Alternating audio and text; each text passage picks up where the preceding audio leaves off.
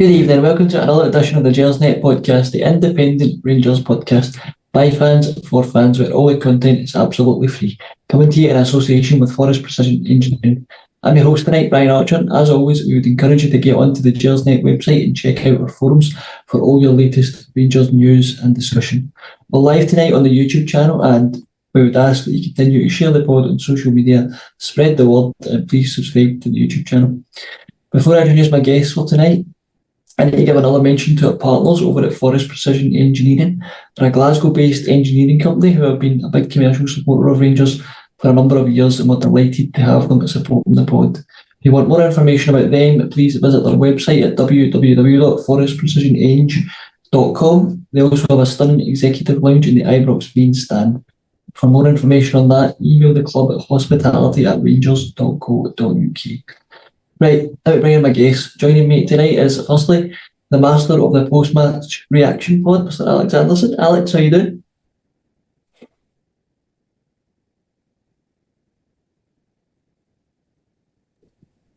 I've just managed to get myself unmuted. That just sums up how I'm doing, Brian. Thank God Rangers are a bit more efficient than myself. I got a bit of cold, mate. Feeling physically an absolute wreck, but spiritually flying high, just like the rest of us, I think. How's yourself, mate? Yes, very well, very well. I'm sure Rangers would have done wonders for your mood last night. Absolutely, mate. Absolutely. Different class. Yeah. Also joining us tonight, we'll get David Fraser. David, how's things? Not bad, Brian. Good evening, Alec. Good evening to the viewers and the listeners. Buoyant after last night's proceedings, needless to say. Yeah, good. I'm sure the listeners wanted to guess what we're going to talk about. We'll start with the game last night. Alex, just first of all, what were your overall thoughts on the game before we dive into the detail? Balls, mate. Just huge bouncy balls, big pairs of balls. Now, remember the Celtic fans with the balls on the park at Ibrox? You'll not remember it, probably too young. Before they went to Seville, this city called Seville, 2003. They came to Ibrox knowing they were going to go to Seville in a European final, all these bouncy balls. And then we went out there last night. Celtic didn't win that game, but they were still world champions. But we went out there last night and we had the balls, we had the big hairy balls, big sweaty balls, and big dangly balls, the big gargantuan gonads and the big plums, the plentiful plums, and we did the business. And I think we had Beale ball was pretty crap, and Geo ball, whatever that was. We had Ange ball, it couldn't win in Betis either. But I like Clement's balls ball. I think balls ball is definitely the best. This is the place. This is Andalusia. The bull fighting and all that. They got the Osborne bull. You see it in the front of Spanish flags. This big bull. It's all over Spain. This big bull with a massive dangly gonads. And we went out there. We had the kilts on just to show them a bit of kind of Scottish scrotum. And we done the total business there, mate. We first ever win in Spain against Spanish opposition. The first time a Scottish side, Rangers, Celtic, the Scotland team was ever gone to Seville and come away with anything other than a defeat, and it was absolutely magnificent, and the manager was absolutely spot on. Check out the size of the balls on those gels. It was fantastic, mate. Loved it. Good. I'm going to be honest, I wasn't expecting to be talking about balls this Friday night, but all night, mate, that's it. All night, that's all we're going to be talking about, you know. We'll roll with it. David, what did you think of the game, just overall? Without echoing Alex comments, Brian, the big thing for me was the fact that the side took the lead twice, get pegged back twice, and still managed to go again. So that echoes the manager's and ex-sentiments there about appendages. I thought the performance, given that you could clearly see, I don't want to start in a negative, but it's to try and contextualise what I'm about to say. You can see that there's players clearly toiling with that level of football. But having said that, they left it all out there on the park, and that's all you can expect of players who are maybe, struggling with the weight of the jersey. So, I'm not going to talk in any negative terms henceforth tonight's pods. I thought the players were excellent. They dug in. They gave us what we require as Rangers supporters going into big games to do their absolute best and not leave anything in the dressing room. And that's what they did. They delivered for the manager, they delivered for the fans, and they delivered for the club. Yeah, they certainly did. Alex, I wanted to pick out a few who I thought were kind of key performers. The first one for me is Dalasima, who again gets another goal, opens the scoring and sends us on our way. But to be honest, I'm not really sure what else we can say about him. We've kind of said everything we can. He's proven to be a real good signing even on loan. But can we keep him? I would doubt it, mate. I would doubt it. I don't know how much money we stand to make. I've not looked into the figures, how much money we make by going directly into the last 16. It's things like that today. It's been a beautiful day. I was really negative in the build up to this game. Philip Clement would have no time for me whatsoever because he is all about the glass half full, Mr. Positivity. My balls were wee shrunken things, wee tiny things. They were right up inside me practically. It was really bad. The injury to Danilo. No, Todd Cantwell pulling out. It was all getting to me, and I was basically saying in the preview pod when I eventually managed to get that out to that game yesterday, just get this done and dusted. Don't inflict any damage on us, too much damage on us, Real Betis. Just get us through this. I want to get to Sunday, and we're really going to have to win on Sunday to secure our season. So for us to go out there last night and do what we did and be absolutely phenomenal in the way that we were, just go at it. It was just different level, and I think the manager, John Lundstrom, he spoke about it in a interview last week. I think John Lundstrom, he just said that the manager just likes us to get the ball forward. He likes to move the ball forward, and Abdallah Sima is right at the heart of that because he's always there, taking that ball, going back and winning it. I don't know how much. I say that these are the wee things that are coming today. I don't know how much money we're going to get for getting through to this round. I like the idea that it raises our profile again after the horrors we went through in the Champions League.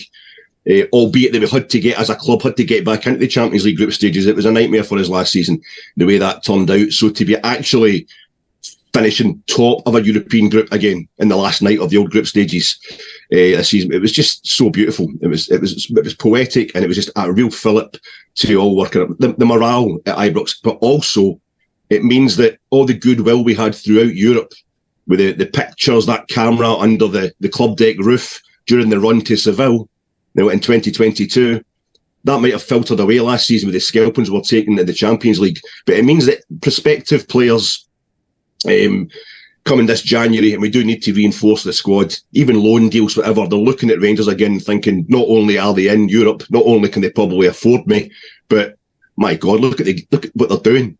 They drew with Real Madrid on Saturday. I watched that game twice, Real Madrid drawing with Betis in that stadium last night. It took Jude Bellingham, who's the hottest property in world football right now, to score against them. And I remember England winning in that stadium, the Benito Villamarín winning in the Nations League when Gareth Southgate was kind of announcing that he meant business for England these days. They went 3-0 up, they won 3-2 in the Nations League in that very same stadium as us last night. I'm not doing the better together stuff and like that, but I'm thinking of the Fat Les song, the Engerland, the kind of leitmotif is we're going to score one more than you. And that's what we were doing last night. It was almost like, get it forward. It's football I can understand. Get it again forward seems to be the emotion, the kind of tactical model at the basis of everything Clement is doing. Because when we do go forwards and you've got somebody like Abdallah Sima, he's absolutely fantastic. But I don't know, he knows better than anybody what Rangers are all about, how exciting it can be to be going places with us, especially in Europe. But I don't know if he is going to be the kind of player we can afford. I think we're talking for years. We're saying, was the $7 million we paid Liverpool for Ryan Kent worth it? I think you're doubling that as a start, as a lowest possible offer probably for to get Sima, because Brighton will be watching him and they just see a guy who works back, works forward. He was fouling Diao and basically for a corner for the Betis last night. He's obviously scoring goals. He's the first guy to properly attack, have a shot on goal last night. He's when they brought it back to 2-each, he's the first guy to have another shot on goal. His work rate that night, the shift he put in Prague, his application, his fitness, his energy, his humility, and then his skill. He's scoring goals. He's culling them in for outside the box against PSV Eindhoven. He's scoring headers, brilliant headers against Dundee on Saturday. Nothing's above him. Nothing's below him. He's just on it all the time. He's a fantastic player, racking up the goals, and I can't see us being able to afford them, but you never know. You never know if we keep this run going. And if we keep going in Europe, then maybe we can eventually make enough money to buy him. I'm not an expert in these things. Other people know a lot of transfer rumours, but I'm just really enjoying watching him just now in the same way I enjoyed watching Calvin Bassey when we got to the final in Seville, knowing that he was gone at the end of that season. That's the way I'm regarding it just now, mate. Yeah, I'm certainly not giving up hope yet, but I do think you might be right in that he might just be a wee bit too far outside our price range. David, Betis equalised, and for a spell after they equalised, I thought they were really cutting us open at will for a good maybe 5 or 10 minutes afterwards. But then up steps Cyril Dessers, and for a brief moment turns into peak original Ronaldo, and scores another fantastic goal. I think I mentioned it on the last pod about the quality of the goal that he scored at the weekend, and then the quality of this goal. Do you think that could be a real turning point for him? Just not just the fact that he scored 2 in the bounce down, but the quality of those goals, and that they're not goals, they're not deflections, they're not ones that going off your backside. They're real proper quality goals. And do you think he's starting to change opinions now? That remains to be seen, Brian. But I think that Cyril definitely deserves plaudits for his performance last night. He's certainly in the first half. He was good. He's putting himself about. He was running the channels. He was making himself available as a focal point for the midfielders to try and play off and the side to move out the park. And I think you've got to give special credit to Jose Cifuentes for his pass. Now, we've seen several instances he's incisive forward passing and the vision that he's capable of. And I'm assuming that was what Michael Beale seen him when he said that he could take us to the next level. I'm assuming that was the aspect of his game that he was referring to. So kudos to Jose for picking him out with that reverse pass. But then Cyril had a lot to do. Obviously, he had to burst forward, and then he had 2 defenders, sold him a lovely dummy. And then, as Frankie was saying before we come on air, he definitely tried to make the goalkeeper. So, great goal. Came at the right time. He obviously had equalised Siba's opener quite rapidly, and then within the space of 10 minutes, we went out of the park again with retaking the lead. So, can that be a stepping stone to seeing that what we suspect might be the Cyril Dessers, the Feyenoord's run to in the Conference League a couple of seasons ago? It remains to be seen. I've got my suspicions that he may well still find himself surplus to requirements. But having said that, the type of performance he put in yesterday will do himself no harm in terms of trying to re-establish himself in the minds of the support.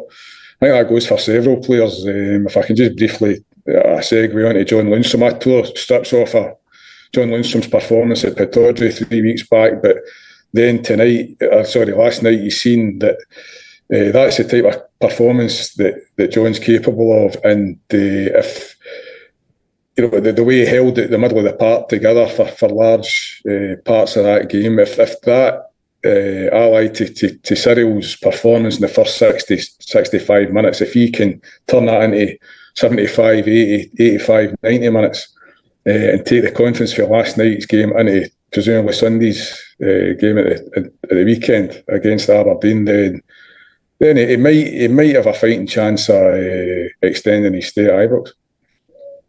Yeah. Alex, David's mentioned there, Mr. Thursday Night, John Lundstrom. There's been a significant upturn in his form since Clement came in. I think there's no doubt of that. So I've got 2 questions for you. Firstly, when do we bring back his song? And secondly, given that he's out of contract in the summer, is he worthy of a new deal? I don't know. I wasn't at the game last night, Brian. I was watching it in the house. I think there's so much going on in my head that I couldn't hear the noise. But I think the Bears might have been singing. I think that the song might get resurrected in the stands of that stadium last night. By the way, for Rangers' first ever win against Spanish opposition in Spain, and the only other time that, as we kept talking about, we've won in Spain in European competition was when we won the Runners' Cup. The only time I won a trophy. Won at the new camp. I thought it was a fantastic stadium to do it in. Not just because it's all green and it looks a bit like the Aviva in Dublin where the final is, but it was proper. That the shots from behind, the camera angles from behind the goals, looking up to the 3 tiers. It's that kind of Mestalla, the new camp in the old days, those kind of big 2-3 tier stadiums with no roofs along the sky in the background. It was just a beautiful picture, like the Spanish stadiums you grew up watching as a kid and being in awe of, and to see Rangers go out there and do them.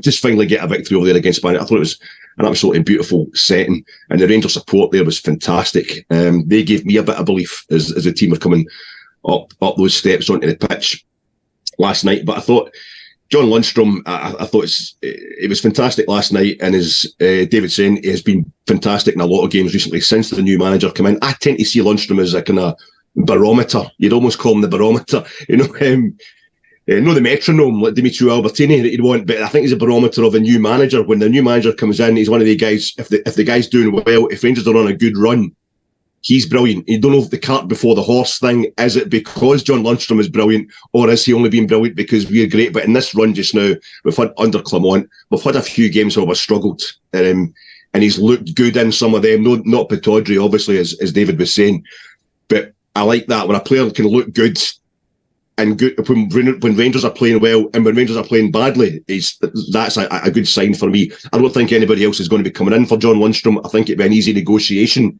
I think any suspicions that he's just playing his heart out just now because he's looking towards a contract renewal, I think the level of performance he's been putting in and the length of this good run that he's on kind of kicks that out the window. So I would definitely want to keep him on. I've just got my suspicions because, you see stuff in the telly, somebody's been murdered and they're usually the first person, or they've disappeared, and the first person that they interview is their partner. Well, how many partners in that sitting too is John Lundstrom going through this season? I've got my suspicions about what's going on there. Raskin, Ryan Jack struggling probably for Sunday. Then your Cifuentes, before he could even get to his suspension on Sunday, he goes off at half time last night. And then Sterling comes on and he gets, Abdi puts his shoulder to his face. I thought he was going to have a broken jaw, Sterling. It's getting to the point where there's nobody left to go in and sit in that sitting two with John Lundstrom. So I don't know if he's up to something, just trying to make sure he's the main man in that position. But he's been absolutely fantastic, Brian, at this run of games. And I would definitely be getting that contract renewed. Yeah, he's certainly the main man in that engine room at the minute anyway. David, you've mentioned Jose Cifuentes there, and you mentioned the kind of pass for the exercise goal, and we've seen kind of glimpses of that previously in terms of his forward passing. For me, the first half was his strongest shown in a Rangers shirt. Unfortunately, about the suspension, and it went off injured at half time anyway. But in terms of once all that's cleared out of the way, he's over the injury and he won't be suspended anymore. Do you think he can now establish himself in that midfield? Well, if he's incisive passing is anything to go by, then he's going to bring something to the side, Brian. I think, look, to try and be even-handed about it, I think he's seen passes of play last night where he realised he had to track back, runners that are running off him or running off his teammates. Now, I'm not saying he's not done that in the past, but he's looked reluctant and lethargic in some of his performances in the past. I think last night was one of the first glimpses we've seen where he's actually, been mentally attuned to the role. Now, it may well be that, the position that Michael Beale and to an extent Philip Clement asked him to play in that kind of right side, right half position, to partially cover for James Tavernier, but also funnel back and establish a low block if they're trying to defend against a team that are maybe knocking square balls about the middle of the park, and then try to cut you open with incisive passing going towards the Rangers' goal. If he can go in remain in that upward trajectory of looking sharp mentally and alive to the situation, then that's only similar to Cyril Dessers. That's only going to enhance his likelihood of featuring as a first teamer in the engine room in the long term. There's other players that are likely to come in and battle for his place. Is he considered a first pick when everyone's fit? Again, that's open to debate. But stranger things have happened. He wouldn't be the first Rangers player that, through happenstance, and having been in possession of the jersey at the time, has went on to then cement his place in the manager's thinking. So, look, I mean, I've obviously poked quite a bit of fun at him in previous pods and talking about his application levels and whether he should actually be fit to grace a Rangers jersey. But I think you've seen glimpses last night where, potentially, if the manager can eke these types of performances out of him, then it could well be a valuable member of the squad going forward. But having said that, as I previously mentioned there, presumably he's going to have competition for his place in the team, but that may well bring the best out in Hosey. So, look, a positive result last night. Everybody chipped in, the subs included. Hosey played an instrumental part in obviously us securing the victory, because he played that through that beautiful pass through to Seville for the second goal, and his contribution was what we tend to expect of a Rangers player in terms of application and not leaving his teammates to flounder when they're maybe up against the wall, and he pitched in. So more power to Hosey's. If he makes me eat my words, I'll gladly eat humble pie, Brian. David, is it maybe an example of maybe fans need to have a bit more appreciation of the time it's taking players that come from abroad to adapt? I think it was clear when he first came in that he was struggling to adapt to the Scottish game. I think some of the points you made there about him looking, lethargic and not tracking back, I think a lot of that was just him just struggling to adapt to the Scottish game and the pace of it. So this might be in a couple of months' time we could be, looking back and saying, that maybe he just took a bit of time to adapt. It remains to be seen. Look, if Philip, for whatever we can tell in Philip's brief tenure, he obviously places quite a bit of store in the physical conditioning side of the game. I think that the Aris Limassol manager said that Rangers ran about, and that was quite glaring to him as a coach, standing on the sidelines watching our opposition team play. So if that can inform Hosey's form going forward with a pre-season behind a Philip Clement pre-season going forward, and no just before that, we've obviously got the winter training camp in Spain coming up in a few weeks' time. If he can build upon his fitness, and if the manager can get into his brain about being switched on, you watch, to just briefly digress, you watch some clips, you watch MLS playing, you can see why he's came from that environment and maybe struggled to get up to speed in terms of players running off in the middle of the park.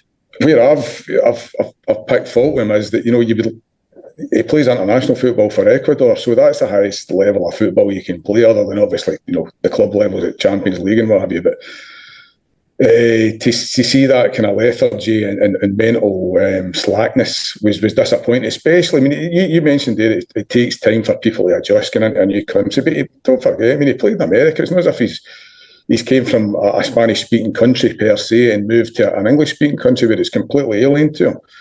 So the big thing for me was that he was taking too long to adjust to that half a yard sharpness that the Premier League would have over the MLS, for instance. But look, he showed, again, I would repeat what I said earlier, he showed glimpses last night. If he can do that more often than not, and the manager can get into him, he's not going to have a lot of time in the ball a lot of the time, and certainly in the Scottish Premier League.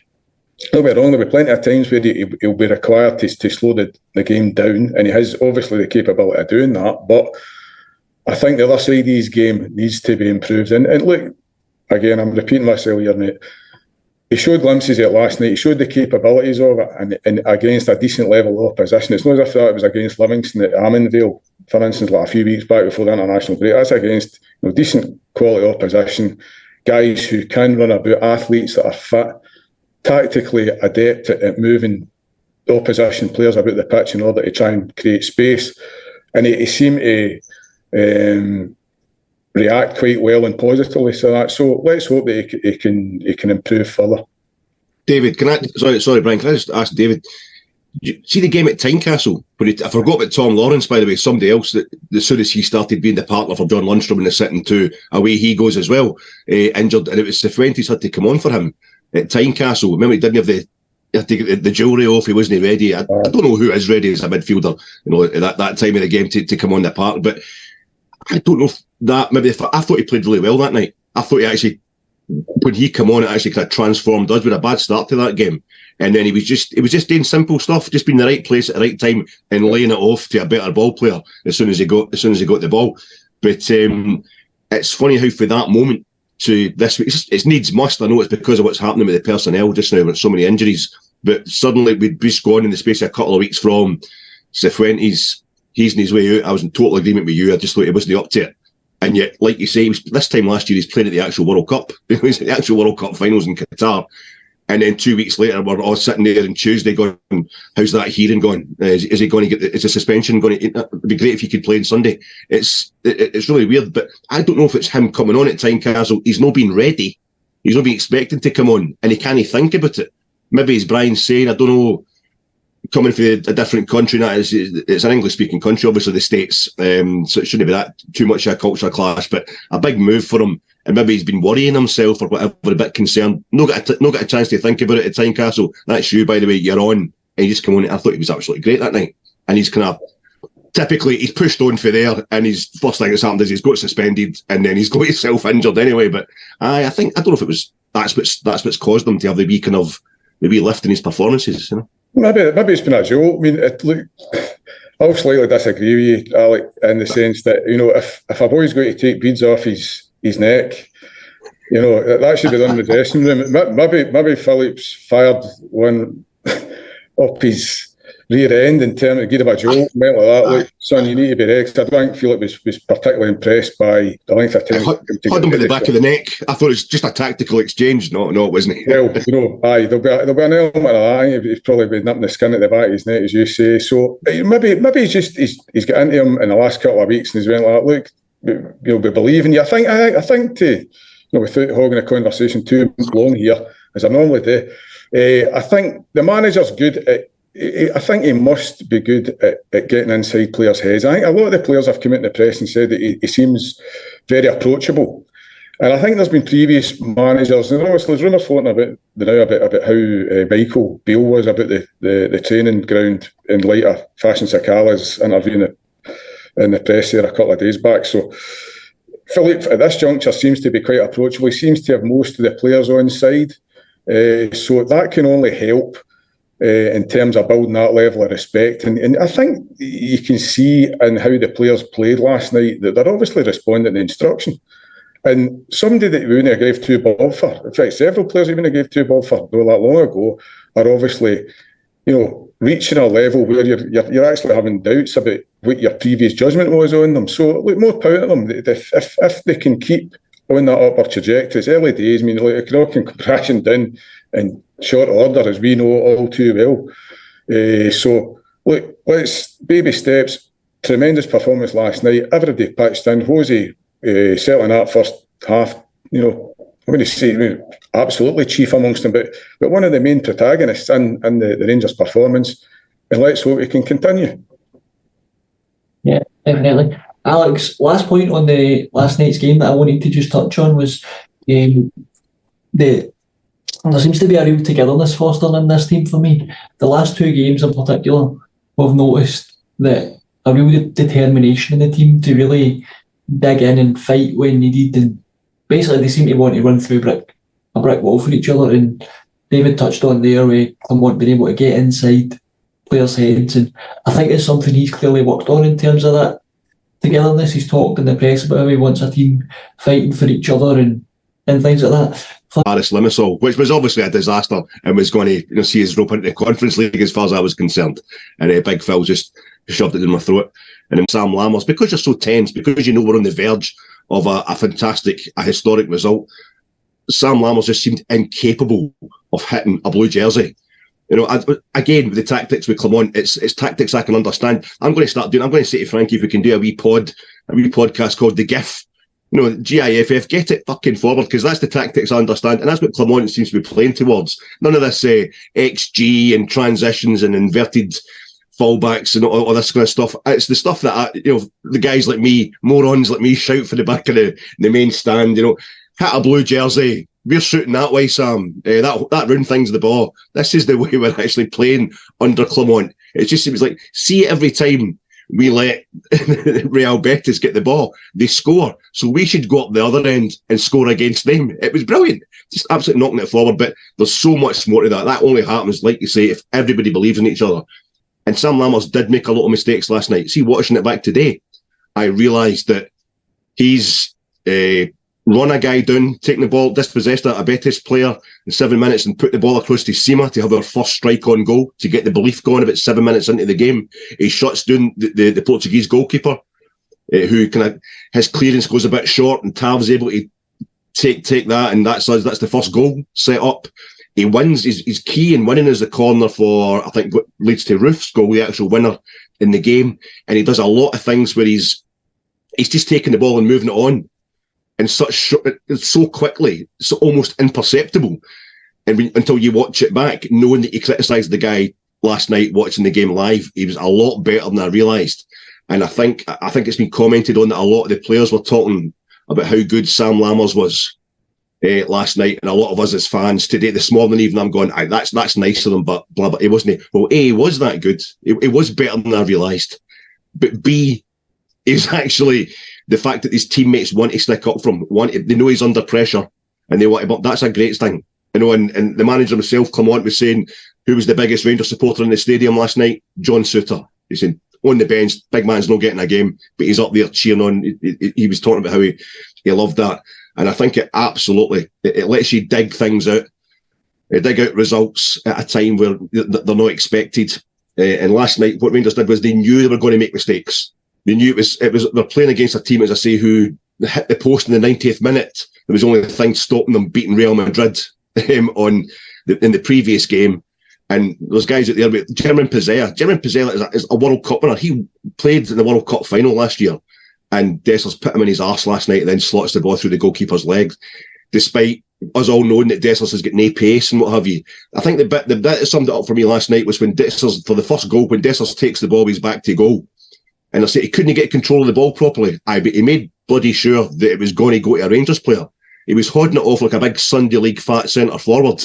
That knows what he's doing, doesn't have the pace anymore, doesn't have the hair probably, but he's laid it, he knew what he's doing. And I think that summed us up last night. It might not be pretty, we're going to make mistakes here and there, but if we keep believing in the plan and we keep working our arses off, this is on, we can do this. And you're absolutely right, mate. It was all about team spirit. It will get tested. I think the big thing with Rangers is, over the past few years, I think it's almost easier not to win games that we won last night, but there's no pressure on us, I think, going to somewhere like Real Betis. Sunday is a big test, for the real depth of team spirit. And the next time we go to Apatodri and it's one each or whatever. And we did well that day as well. We didn't lose focus. We woke up in that game at Pataudry where we drew one each, but when you can go and win those kind of games when you're playing poorly, that's a different kind of team spirit, a team spirit that's really needed at Rangers. We'll maybe talk about that later when it comes to the kind of Aberdeen thing, the whole day having their psychology. But I think just now there's the makings of a great team bond there. And you see the way that Clermont talks to the players, talks about the players. And I think the Todd Cantwell situation, the way Clermont made it just enough of a thing to teach not just Cantwell a lesson, I think it was the rest of the team. My word goes. But he went one further, where it was like, I'm the boss, but I will not be vindictive. I'm not going to be bitter about this. It really helped that the two times he publicly took Todd Cantwell out of the picture, Hampden in the semi-final against Hearts, then against Famagusta. The guy he brought on to replace him both times went on to be the star of the game for Rangers. Scott Wright and then young McCausland against Famagusta last week. But it was also, I think that the real key thing there was the next game, Cantwell's in at 10. He's like, I'm not going to be one of the managers who, for example, what Fashion Sakala's been saying about Michael Beale this week, it just gets rid of you because, you've dared to test. He's a man of the world. He's been a player at a really high level. He knows what it is to be a professional footballer. And I think you can see that bleeding through the whole team just now. They know they've got a proper football man, a guy who gets them. who's been there, seen it, done it as a player, has lived the life and understands them as well and is there on their behalf. He's always talking about it's not about me. The number of times you hear Clement saying it's not about me, it's not about what I want, it's about everybody else here. Absolutely brilliant. That's bound to spread trust, and trust leads to the kind of team spirit, and hopefully on Sunday it's going to lead to trophies. Yeah, there's definitely a real team spirit forming at Ibrox, and for me, when you've got that kind of real togetherness, that's when special things can happen a season. So here's hoping. David, the one thing away from the last night's game, the one other thing I wanted to touch on before we get on to Sunday's match was the upcoming January transfer window. Does last night's result and the closing of the gap in the league make it even more important that we bring in reinforcements? And also, where do you think we need to strengthen the most? I need to have words with you off here, Brian, about putting me in the spot. You're nearly as bad as Craig Ray. Jeez, right, anyway. Right, I digress slightly. You said you don't do your homework? You got to pay the money, David. I slipped him a tenner before we went on air, just to put it into his account, just so I wouldn't get that question. On you go, mate. Right, undoubtedly, last night's result shifts attention and focus onto the men that sign the cheques, undoubtedly, because that's just reinforced the notion amongst the support and the wider British football public, and even in Europe, because obviously we're talking about a continental. The guy clearly knows what he's doing. I mean, Alec touched on some salient points there about the difference between how he was handling the Todd Cantwell situation and as juxtaposed to Michael Beale. He's been on the block.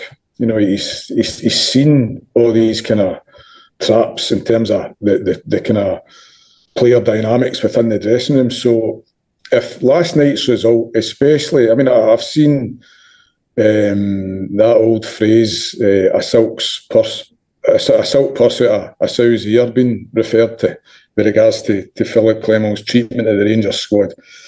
If last night's result doesn't reinvigorate the faith that the money men have got behind the scenes, that they've got the right guy that is worthy of backing, then I don't know what will.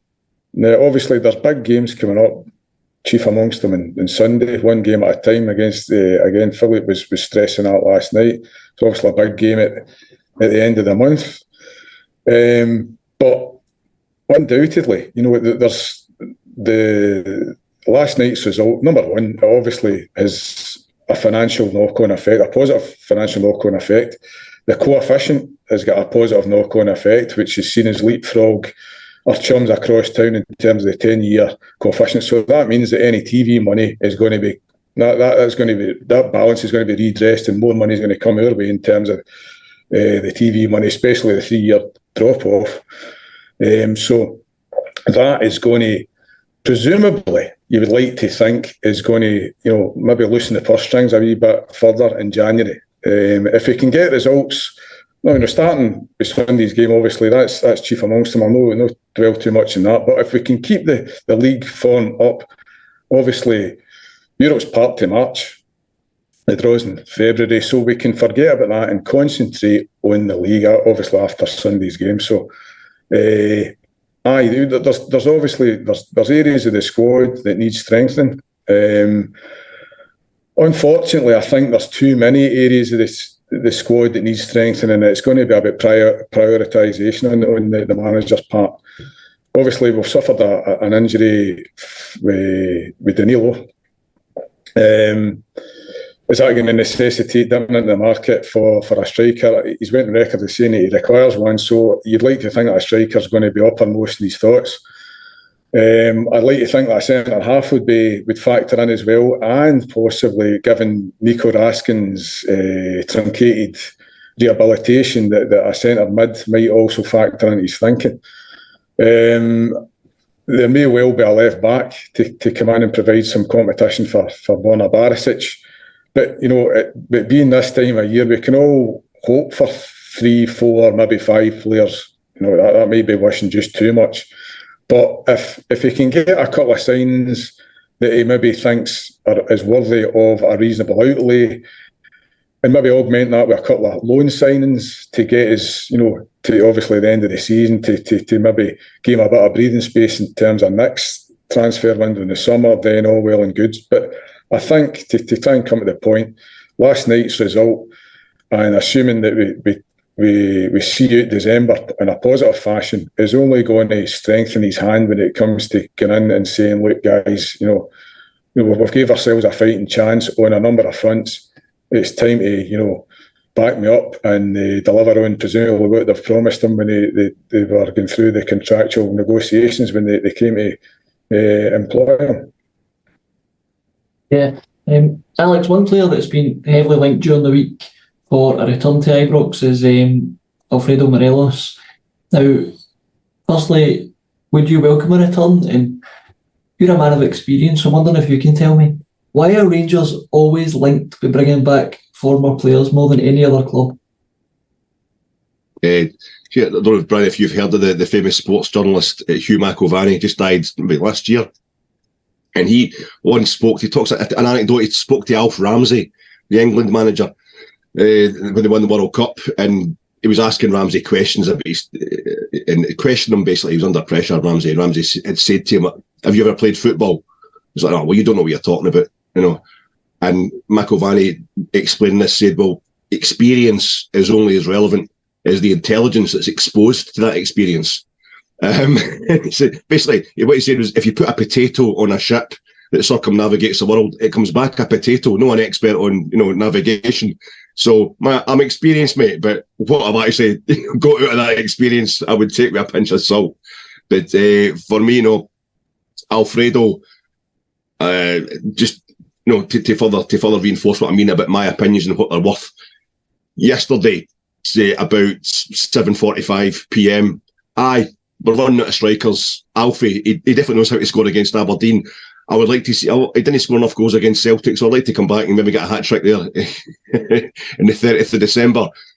After maybe even the first half last night, I'm like, who is Alfredo Morelos? We don't need that guy at all. They have that saying going about just now, a lot of people never go back, and that's nonsense, because we did go back with people like Alan McGregor, Steve Davis, even go back to Chris Boyd and Kenny Miller twice, and it was okay to go back to the guys because they had been applying themselves fully and doing a job when they were at Rangers originally. Alfie, I was talking earlier about Philip Clement being a player and knowing how to deal with players. Well, Steven Gerrard was even more of a player than Philip Clement, and even he couldn't deal with Alfie. He took the piss out every manager he played under, and I feel as if he's just a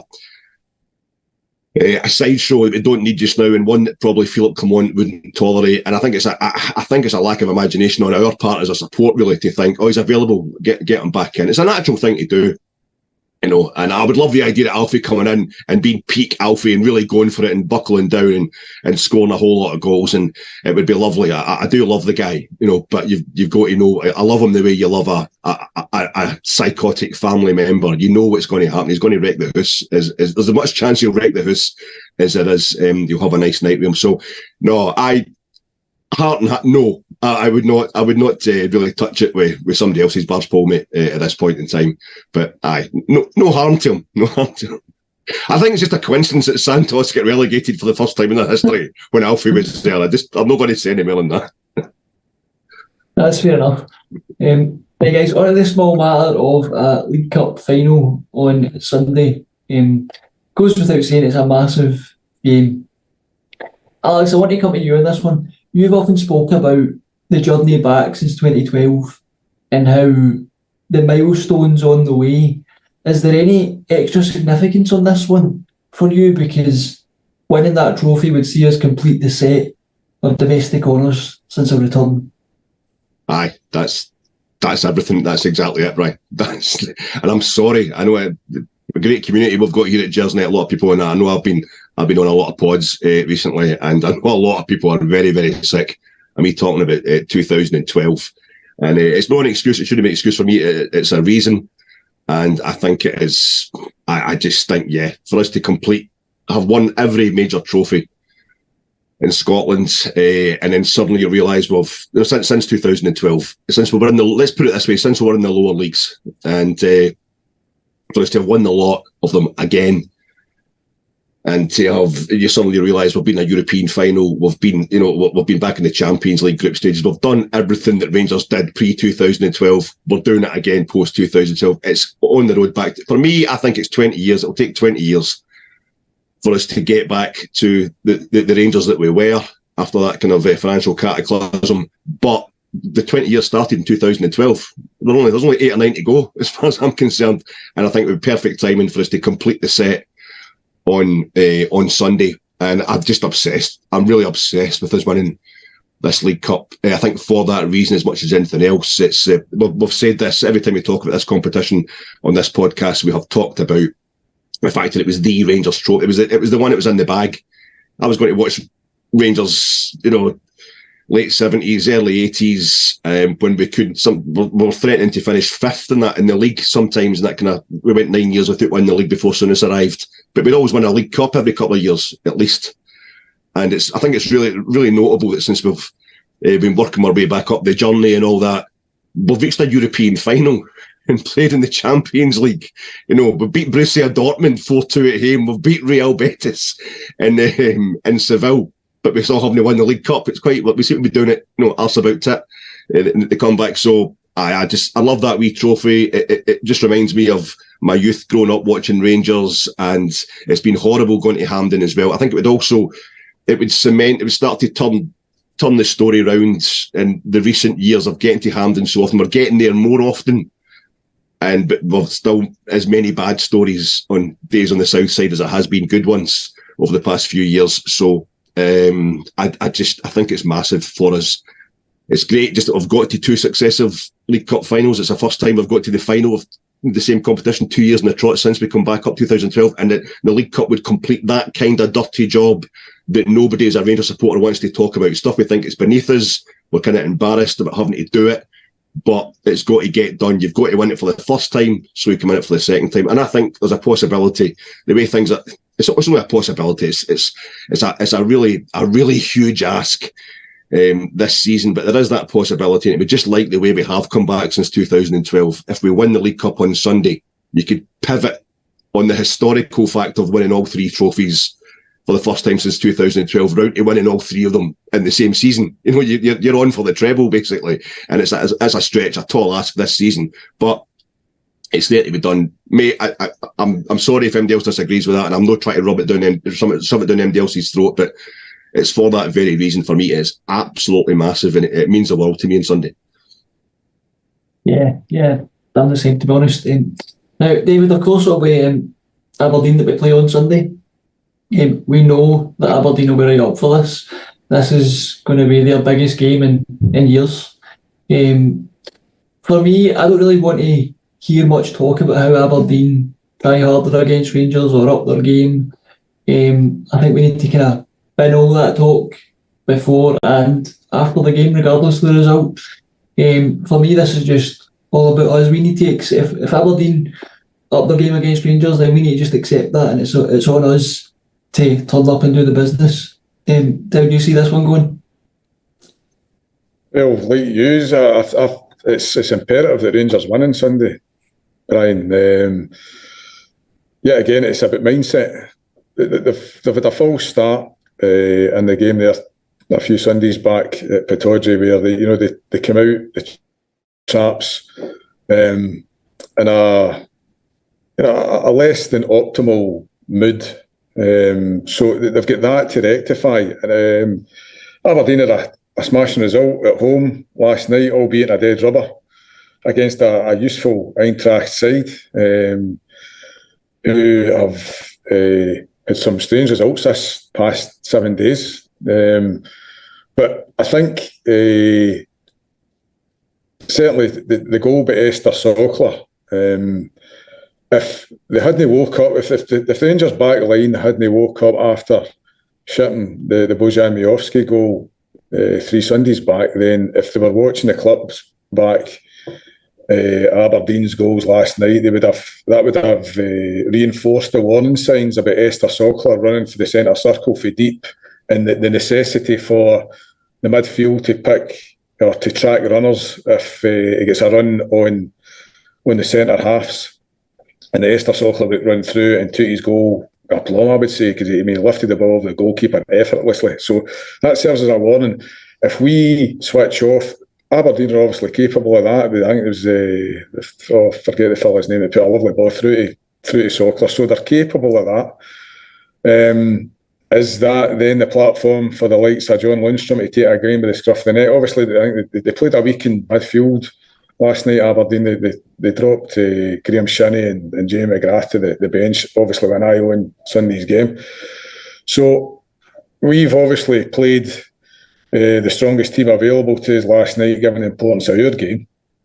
Can we go in a high and take that, the buzz of last night's achievement of finishing top of the section and being the better team out of the three teams that were guaranteed European football after Christmas, undoubtedly. So let's hope that the players have got the bit between their teeth and they can set down a marker early and turn the tables in Aberdeen. Aberdeen have managed to score against us early in the last couple of games against us. So let's give them a dose of their own medicine. And it's, as Alex said there, it's imperative that we get our hands on this trophy. A few false starts, especially against our opposition on Sunday. To hark back to the semi where Mr. Sadiq went through at the tail end of the game, and Lewis Ferguson, bullied the centre halves to a header to win that game. These are the types of passes of play that a switched on Rangers side that means business this time will surely not fall foul of again. So let's hope that they've got the battle fever on, to use a well-worn Jock Wallace phrase from yesteryear, and we go in and we give Dolly a good shoeing. Yeah, definitely. Now, Alex, with Cifuentes suspended, it leaves us quite short in midfield. I thought Sterling showed up really well in the last couple of games that he's come on at half time and played in there. Do you think he's favourite to take that spot? Yeah, I think so. I think it has to be, but maybe even just through sheer lack of anybody else to take it. Mate, I think he's going to, like you say, he's done really well and quite versatile. He come on against St Mirren right towards the end of the game when the game was kind of won for Tav, and then he's come on at Tynecastle for got to be Turkish fella that they're going to make it very soon, Yilmaz, and then he's come on midfield last week at half time when we're down to 10 men to replace Cifuentes. Then again last night at half time, and he's done a really good job. I liked the bit where last night where Isco was on the deck. He kind of hassled and harried Isco with his 5 Champions League medals and his silly wee samurai top knot, and he had him on the grass, and the only thing that was missing when he was standing over him was just the what? He didn't really rub it in, but I thought he was. We're talking about Sterling. I'm starting to fade here, guys. But I think Sterling should definitely play in the midfield beside Lundstrom on Sunday, if that's what we're even talking about. I think so. David, now, obviously we don't know the situation surrounding Todd Cantwell. We don't know if he's going to be able to play or not. There's not in a press conference today. I think the press conference is tomorrow. And obviously it's only right that we respect Cantwell's privacy, as Clement said. But if he is able to play, he could be a real key player for us, couldn't he? Oh, definitely. Obviously, he'd be fresh, presumably. If he went through the exertions of last night's game, obviously the mental toll that would have taken on the players' levels of concentration. He obviously Todd would be fresh. You've seen against Dundee and St Mirren, Todd's, he's coming into a bit of form, after, I would say a bit of deserved criticism. I don't think he's leaving aside the fact that it's maybe not been his season, as on the whole. I think some of his performances were lacking, and again, I'm reiterating what I've said previously, Brian. I think maybe the managers had a quiet word with him and said, right, we need to see more from you. I'll meet you halfway in terms of getting you the platform that you seem to want as a player. He showed glimpses of what he's capable of, and what the player that a lot of the Rangers support that do rate him. want to see more of. Guys like myself who are maybe a wee bit more circumspect about whether he's got the necessary minerals to deliver on some of the promise that he's shown in essentially dead rubbers. Sunday would be ample opportunity and the time to stand up and be counted in a game that really, really matters. So let's hope Todd's available first and foremost, leaving aside any personal issues he's got. If he's got them, let's hope that everything's okay on that side of things. But in terms of his football, there's no doubt that a Todd Cantwell on song and on his game can hurt the likes of Aberdeen. And he potentially can be a match winner and can potentially make the game easier for his teammates.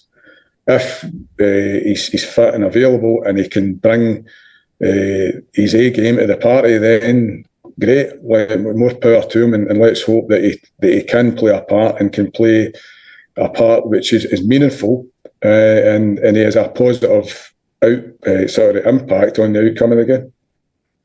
Yeah, here's hoping he's available to play. David, last point before we finish up. I know you don't like it when I put you on the spot, but I'm going to ask you for a score prediction. Yeah, I'll sit in my, splinters on my derriere here in both cheeks. I'll just go for a Rangers victory, Brian. Is that that's the face? That's good enough for me. I'll take any victory. Right. Any victory will do for me. Alex, what about you? You know I'm going to ramble. You know I'm going to ramble, Brian. I can't do the simple one. But have we had the manager's press conference yet? I don't think we've had that. Do we know about Ryan Jack? Right. No. Is there any word on Ryan Jack at all? Because obviously, going back to the previous question about Sterling, if Ryan Jack was available, I'd have him there in a heartbeat. Because apart from anything else, he's been great at Hampden the past few times we've played there, and he's just great. I just love him. Also. I was actually hoping Scott Wright may be fit because he's also great at Hampden. Exactly. Two of them have been absolutely fantastic. And the last time we won a major trophy, this is only the 15th time I've said that this week. The last time we won a major trophy, a major cup final at Hampden, it was 3 days after we'd played in the Europa League in Seville. And then we're playing against, that was against Eintracht Frankfurt. Now we're playing against the team that just played Eintracht Frankfurt, but we won this time. I don't know if that's going to affect things. Anyway, I'm thinking, did Majowski score against us at Ibrox as well in that 3-1 game? I was watching that through my fingers at the time. Bill's last game, because that would mean he scored against us at Hampden, Pittodrie, and Ibrox, and he scored the last two. He scored the last 2 times he's played at Hampden as well, Majowski. So David's absolutely right. He scored against Hibs, I think, in the semi-final to get them here, didn't he? And he scored against us in the semi-final of the League Cup last year. So we need to watch him. But no, I think. We went to the country that invented the term muchos cojones last night, and we showed bigger balls than them. I think we're going to have to go to the team for the Granite City and smash them with some big orange Glasgow sandstone. And I think 4-0. Be a celebration. They'll continue the buzz for last night. They know what they're dealing with Aberdeen, and I'm going to go 4-0, mate. To Rangers. I'll take that all day long. Right, guys, we've ended how we started there with some talk about balls. So I think we'll call it time for there. All that's left for me to do is thank my guests. David, thanks for joining. No problem, Brian. Cheers, Alec. Cheers, everybody. David. Alex, thanks as always. Nice of you to sack me off, mate. Aye. Cheers, boys. Cheers. As well as being live tonight, the show will be available on all podcasting platforms, iTunes, Spotify, Acast, Stitcher, and we'd ask that you leave us a rating on your preferred podcasting app. The pod will be back on Sunday evening to look back on what is hopefully a League Cup final victory. Until next time, bye for now.